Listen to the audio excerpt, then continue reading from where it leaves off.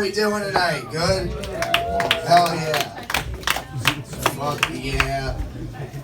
Yeah. Good to meet you. Alright. So, I recently started looking up, getting into you guys look into astrology? You know what that shit is, like the star signs, anybody? You guys look like the type of squad. You're like, I'm fucking with that hard, right? Like I know 3 of you are like a Pisces or some shit, right? I don't know, I'm just guessing. But you know, this shows how much I don't know about it, because before I wasn't really into it. You know, like I never thought my sign would actually represent what it was. But recently I looked it up, and it turns out I'm an Aries. And apparently one of the main traits, oh, thank you. I didn't know that was applaud worthy. But apparently, you know, I never thought my sign would be like what I am, but apparently one of the main traits of people have the Aries sign is that they're dedicated leaders and they like to win things, you know, and Aries is in it to win it. And I guess that would explain why I usually like to come first. What can I say? And it's a win. I mean, the thing is, like, what bugs me about astrology, and the reason I never went too far with it, is because people will sometimes use their sign to justify, like, being assholes, you know what I mean? Like, sorry, I'm a Taurus, I can be a little bit of a bitch. It's not, like, that makes no sense. Like, it's just, even if it's accurate and being a Taurus actually makes you a bitch, it's still not an excuse. Like, think about it, if I mercilessly beat the shit out of you, you wouldn't let me off the hook just because I was Italian. Again, it might be an accurate reason, but it's still not an excuse. So, yeah, I smoke a lot of weed. Anyone else? Hell yeah, weed smokers. Gotta love it. But yeah, I Class A edibles? No, I'm Class A, I eat edibles. Oh, you're classy and you ate edibles. See, I thought you were saying you had like Class A edibles from like Colorado or some shit. Like that, you snuck up like a Mexican's ass just to get here. Like, fuck this high quality fucking shit, man. I was gonna hit you up after the show. No, but I smoke a lot of weed, and the thing is, like, as much as I love weed, it does kind of bother me when stoners are too enthusiastic. You know what I mean? Like, anytime you're smoking and with somebody and they have to be like, bro, 1 to 10, how high are you, bro? 1 to 10. Is that annoying? Because I don't know about it. Like, with me, I smoke so much now. Weed isn't this fun, sketchy thing where I'm like sneaking around anymore. It's kind of like, it's almost like having a cup of coffee in the morning. And I don't know about you, but the last thing I want with my morning coffee is some asshole going, bro, 1 to 10, how awake are you, bro? Come on, bro, 1 to 10, how awake? Come on, bro, I'm at like a 9.5 right now. Starbucks is dank ass shit. Dank ass shit.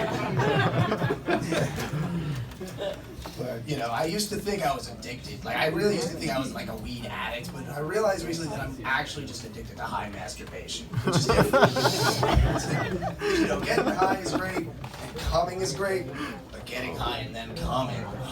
I mean, actually, have you ever seen Requiem for a Dream with like the heroin addicts all strung out and unconscious? Like, that's me every time I smoke weed and have an orgasm.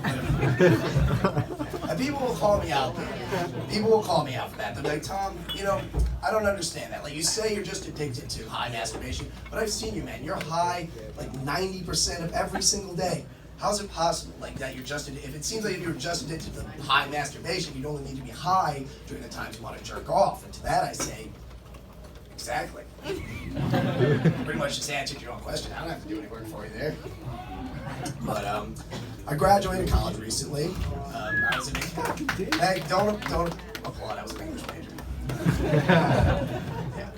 I liked being an English major. You know, it's not like, it is risky, but it is fun. Like, you take, like, I had a film class. It was one of the best classes I ever had. It was great. But there are difficulties that you don't anticipate getting into a class like that. I remember our first project was, you know, just film like a 5-minute video with no plot.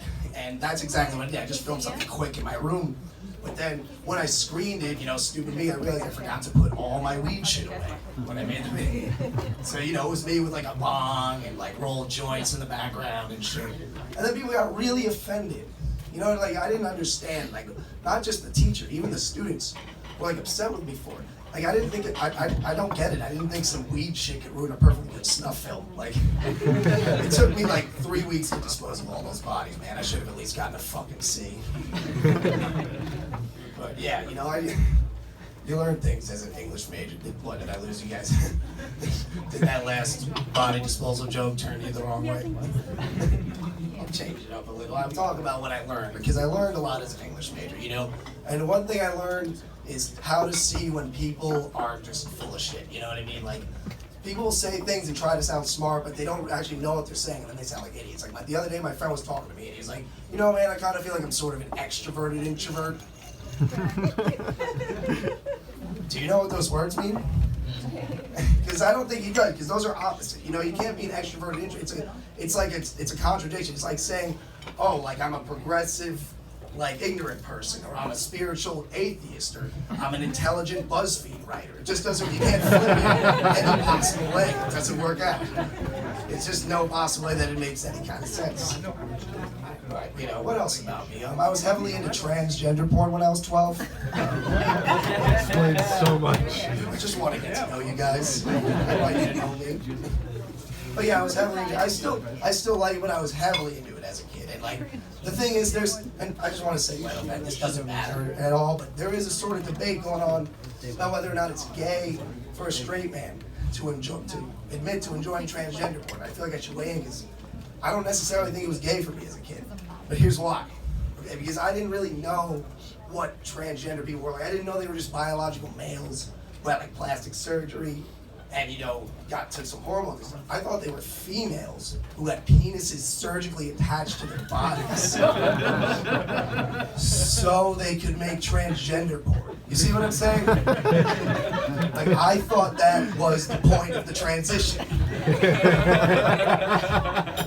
And then I was never turned on by the dick. Like, it wasn't the dick that I found attractive. It was really just the fact that this chick was such a raging pervert that she would actually stitch a fucking dick over her pussy just to fuck another bitch on camera. That's what it really was. And, you know, I'm still into it. And, you know, it's not that I don't like it anymore. I still watch it from time to time. But, you know, trying to enjoy transgender porn when you actually know what transgender people are, it's kind of like trying to enjoy Christmas when you know that Santa's not real anymore, you know? Like, it's still fun, but it's just not the same. All right, but I'll leave you with this, you know? Definitely these days we're talking about, like, the gender roles and, like, things are changing. I still think men and women are different. Like, men will say all women are pigs. No, women will say all men are pigs.